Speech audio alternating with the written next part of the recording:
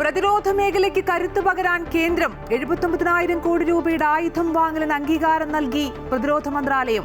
American ഡ്രോണുകളും Israeli മിസൈലുകളും ആയുധങ്ങളും India വാങ്ങും. ഉന്നാവ് പീഡനക്കേസിൽ അതിജീവിതയ്ക്ക് ആശ്വാസം. പ്രതി കുൽദീപ് സെൻഗാറിന് ജാമ്യം നൽകിയ ഡൽഹി ഹൈക്കോടതി ഉത്തരവ് സുപ്രീം കോടതി സ്റ്റേ ചെയ്തു. ശിക്ഷ മരവിച്ച ഉത്തരവിനും സ്റ്റേ. അതിജീവിതയ്ക്ക് നിയമസഹായം ഉറപ്പാക്കണമെന്ന് കോടതി.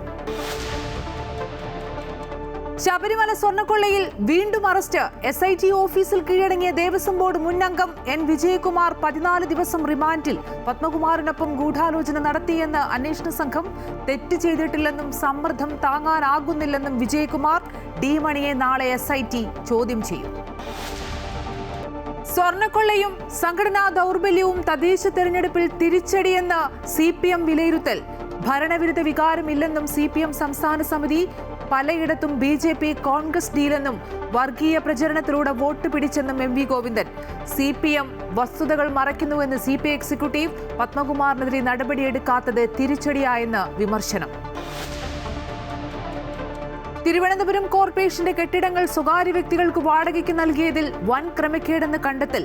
സമഗ്ര അന്വേഷണത്തിനൊരുങ്ങി കോർപ്പറേഷൻ. VK പ്രശാന്ത് മുറി ഒഴിയണമെന്ന് KS ശബരിനാഥനും K മുരളീധരനും.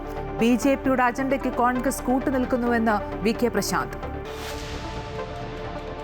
തൃശൂർ മറ്റത്തൂരിൽ രാഷ്ട്രീയ വിവാദം തുടരുന്നു. കൂറുമാറിയ മെമ്പർമാർക്ക് DCCയുടെ അന്ത്യശാസനം.